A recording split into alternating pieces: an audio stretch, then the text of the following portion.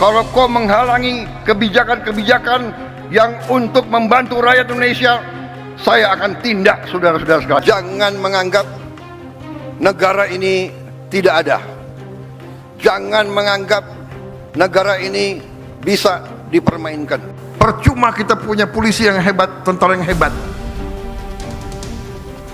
Si koruptor, si maling, si itu begitu ke pengadilan lolos. Di mana bangsa Indonesia di tengah tantangan global, kita harus kuat. Kekuatan kita hanya bisa datang kalau kita kompak bersatu. Jadi kita butuh hakim-hakim yang benar-benar tidak bisa digoyahkan, tidak bisa dibeli. Kita hanya bisa kuat kalau negara kita bersih dari penyelewengan, korupsi, manipulasi.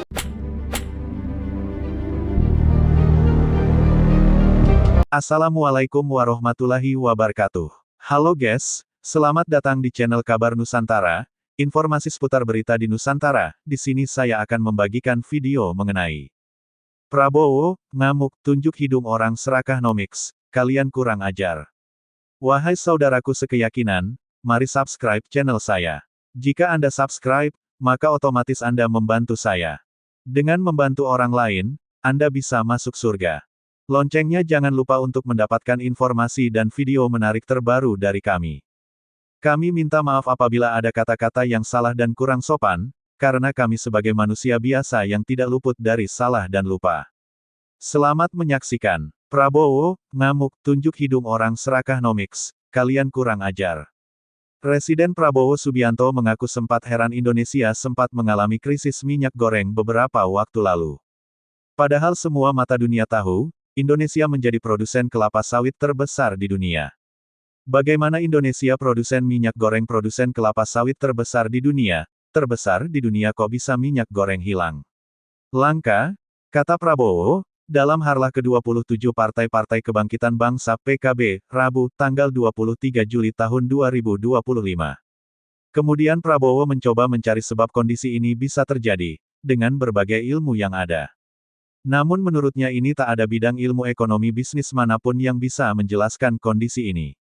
Ini adalah menurut saya kurang ajar, sampai saya merasa perlu ada istilah baru, ini bukan mazhab neoliberal, atau pasar bebas, atau kapital. Ini mazhab serakah nomiks, kata Prabowo.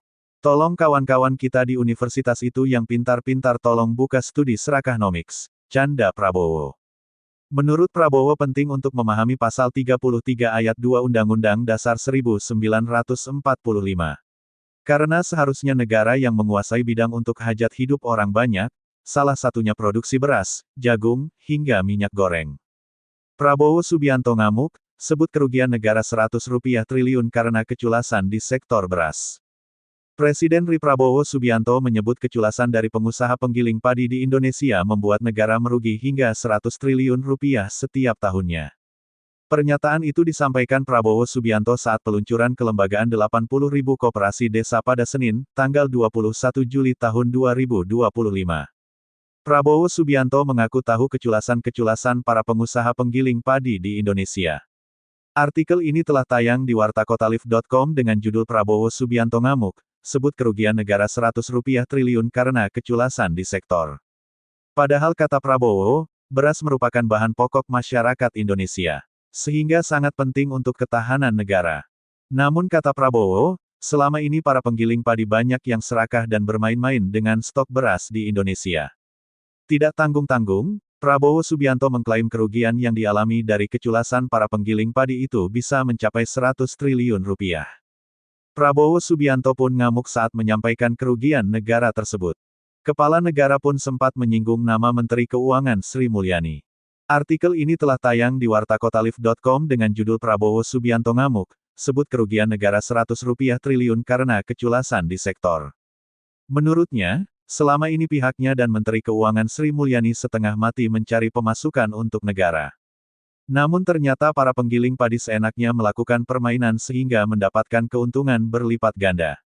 Saya dapat laporan kerugian yang dialami rakyat Indonesia Rp100 triliun setiap tahun, tuturnya. Menteri Keuangan kita setengah mati cari uang, pajak inilah, bea cukai inilah, Ini 100 triliun rupiah kita rugi setiap tahun dinikmati hanya 4-5 kelompok usaha, jelasnya. Artikel ini telah tayang di wartakotalif.com dengan judul Prabowo Subianto ngamuk, sebut kerugian negara 100 rupiah triliun karena keculasan di sektor. Prabowo, ngamuk, ke mafia beras. Menkes setengah mati cari uang, rakyat rugi 100 triliun rupiah, minta Kapolri Kejagung unjuk gigi. Presiden Prabowo Subianto mengungkap penipuan beras oplosan yang dilakukan pengusaha telah merugikan masyarakat Indonesia 100 triliun rupiah per tahun. Sementara di sisi lain, Menteri Keuangan Sri Mulyani Indrawati telah susah payah mencari uang untuk kesejahteraan rakyat. Mirisnya lagi, keuntungan ratusan triliun itu hanya dinikmati 4 hingga 5 kelompok usaha saja. Prabowo pun meminta Kapolri dan Jaksa Agung untuk mengusut tuntas kasus tersebut. Kerugian oleh bangsa Indonesia, kerugian oleh rakyat Indonesia adalah 100 triliun rupiah tiap tahun, Menteri Keuangan kita setengah mati cari uang, setengah mati pajak inilah, bea cukai, inilah dan sebagainya. Ini 100 triliun rupiah kita rugi tiap tahun dinikmati oleh hanya 4-5 kelompok usaha, kata dia dalam peluncuran 80.000 kelembagaan koperasi desa Kelurahan Merah Putih, di Kecamatan Wonosari, Kabupaten Klaten, Senin, tanggal 21 Juli tahun 2025. Prabowo mengatakan kasus perberasan ini merupakan upaya pengkhianatan kepada bangsa dan ingin masyarakat Indonesia terus lemah dan miskin. Ia menegaskan tidak terima atas kasus yang terjadi. Saya anggap ini adalah pengkhianat kepada bangsa dan rakyat. Ini adalah upaya untuk membuat Indonesia terus lemah, terus miskin. Saya tidak terima. Saya disumpah di depan rakyat untuk memegang teguh Undang-Undang Dasar dan menjalankan segala perundang-undangan dan peraturan yang berlaku, tegasnya. Prabowo pun tak terima. Orang nomor satu di Indonesia itu menegaskan pengusaha beras yang merugikan harus bisa mengembalikan kerugian masyarakat 100 triliun rupiah. Kalau tidak, pemerintah tak akan segan menyita penggilingan-penggilingan terkait. Saya perintahkan Kapolri dan Jaksa Agung usut, tindak. Kalau mereka kembalikan 100 triliun rupiah itu, oke. Kalau tidak, kita sita itu panggilan penggiling padi yang brengsek itu, ucapnya. Sebagai informasi, peluncuran kelembagaan 80.000 koperasi desa Kelurahan Merah Putih menjadi tonggak penting dalam mewujudkan kemandirian ekonomi rakyat, sebuah inisiatif besar yang diinisiasi langsung oleh Presiden Republik Indonesia. Capaian ini tak lepas dari kerja serius dan kolaborasi solid tim Satgas Koperasi Merah Putih yang terdiri dari unsur lintas kementerian.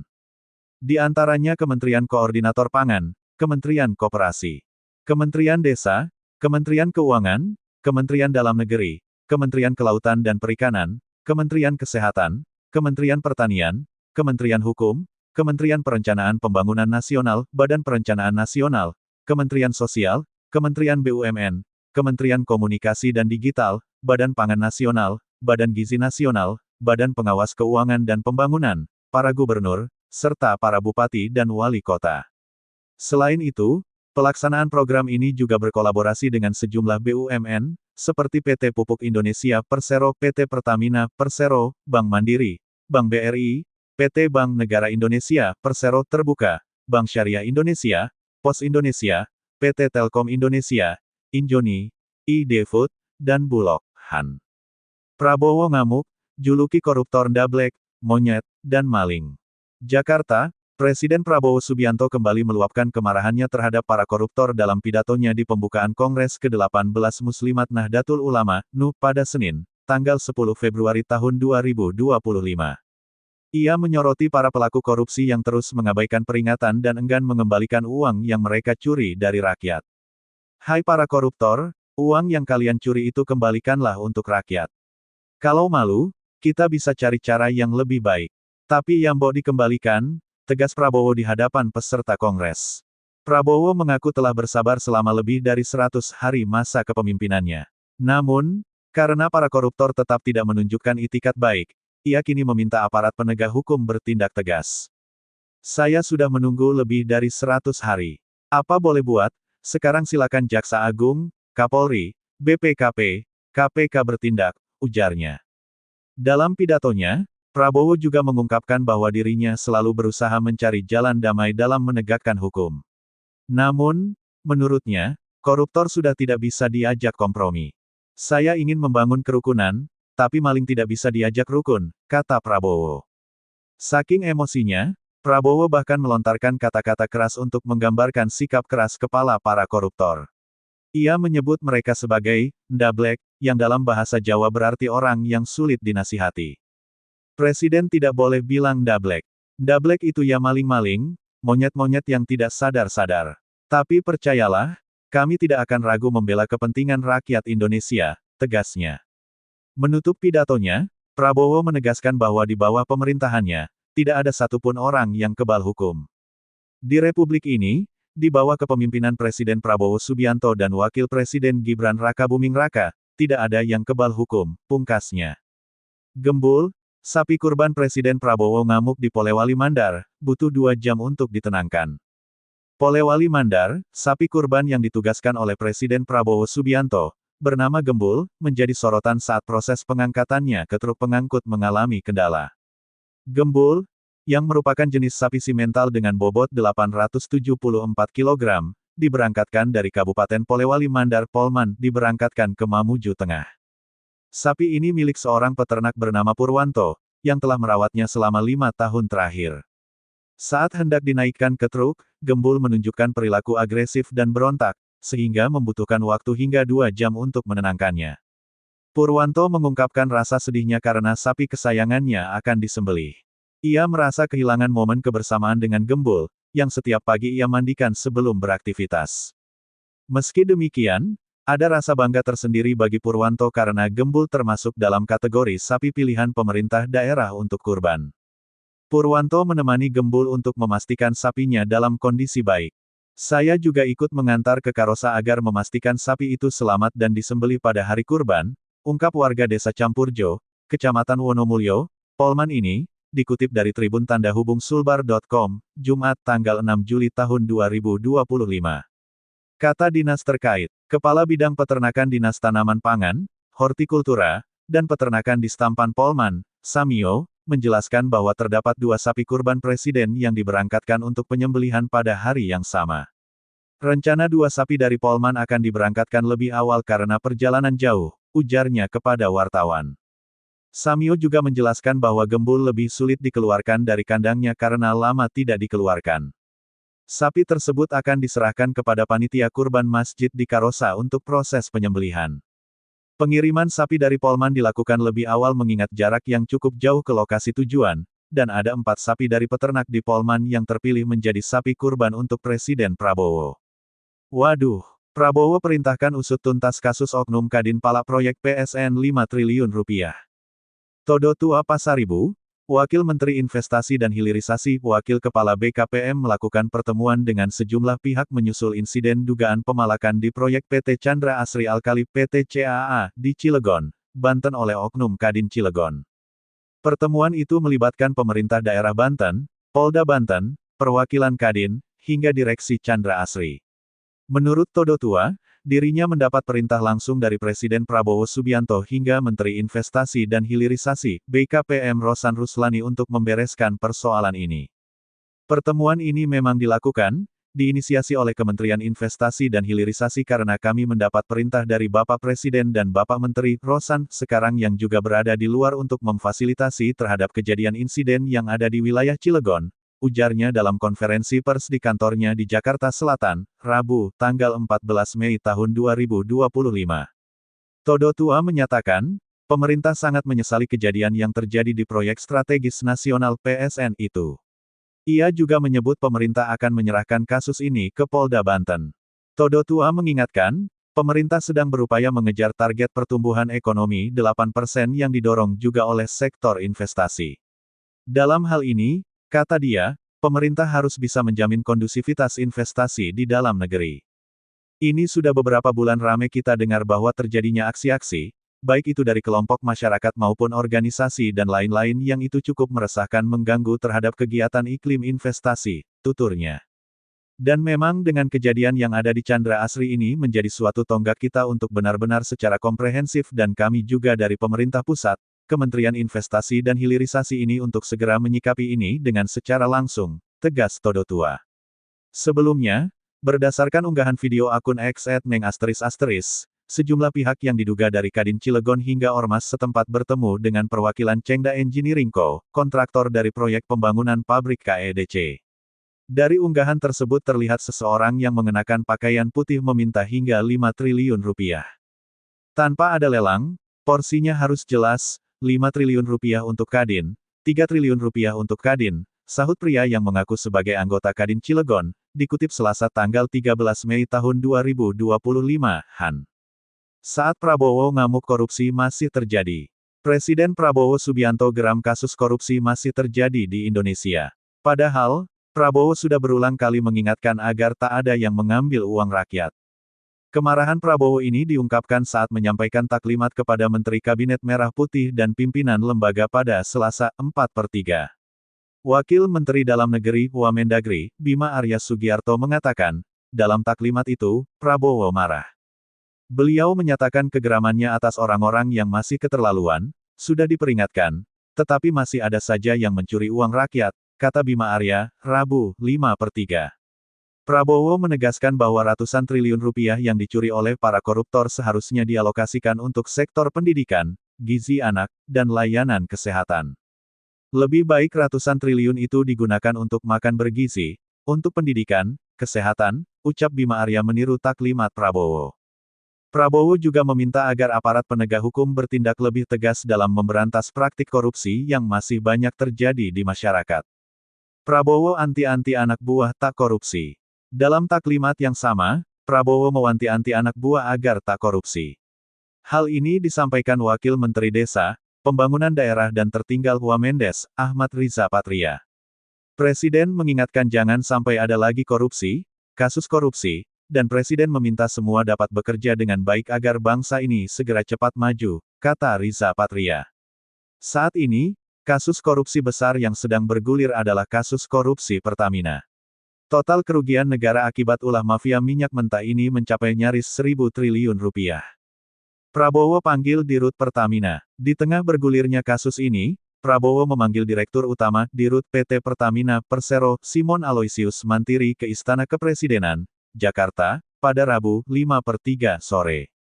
Simon tampak keluar dari istana sekitar pukul 16.45 waktu Indonesia Barat.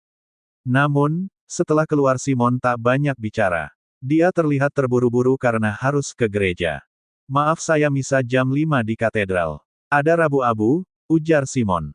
Soal kasus korupsi Pertamina, Prabowo menegaskan akan membela kepentingan rakyat. Oke, kami akan bersihkan, kami akan tegakkan. Kami akan membela kepentingan rakyat, kata Prabowo sambil mengepalkan tangan di The Gade Tower, Jakarta, Rabu, 26/2. Dia juga memastikan kasus korupsi terkait tata kelola minyak mentah dan produk kilang PT Pertamina ini sedang diusut. Lagi diurus itu semua, iya. Lagi diurus semua, beber Prabowo. Kejaksaan Agung Kejagung menangkap 9 tersangka kasus korupsi tata kelola minyak mentah tahun-tahun 2018 sampai tahun 2023. Para tersangka adalah pejabat Pertamina dan pihak swasta. Tersangka dari pihak Pertamina diantaranya Direktur Utama PT Pertamina Patraniaga Rifa Siahaan, Direktur Feedstock dan Product Optimization PT Kilang Pertamina Internasional Sani Dinar Saifuddin, dan Direktur Utama PT Pertamina International Shipping Yoki Firnandi, serta VP Feedstock Management PT Kilang Pertamina Internasional Agus Purwono, Maya Kusmaya selaku Direktur Pemasaran Pusat dan Niaga PT Pertamina Patraniaga dan Edward Kohn selaku VP Trading Produk Pertamina Patraniaga. 3 tersangka dari pihak swasta adalah Muhammad Keri Andrianto Riza MKAR, selaku Beneficial Owner PT Navigator Katulistiwa, Dimas Werhaspati, DW, selaku Komisaris PT Navigator Katulistiwa sekaligus Komisaris PT Jenggala Maritim, dan Gading Ramadan Judo Gereja, selaku Komisaris PT Jenggala Maritim dan Direktur Utama PT Orbit Terminal Merak. Demikianlah video kabar Nusantara hari ini, yang bisa kami informasikan. Saksikan terus video-video terbaru dari kami. Jangan lupa subscribe sekarang juga. Kalau ada pertanyaan silakan komen di bawah dan jangan lupa subscribe channel ini dan bagikan ke teman-temanmu. Salam Nusantara. Wassalamualaikum warahmatullahi wabarakatuh.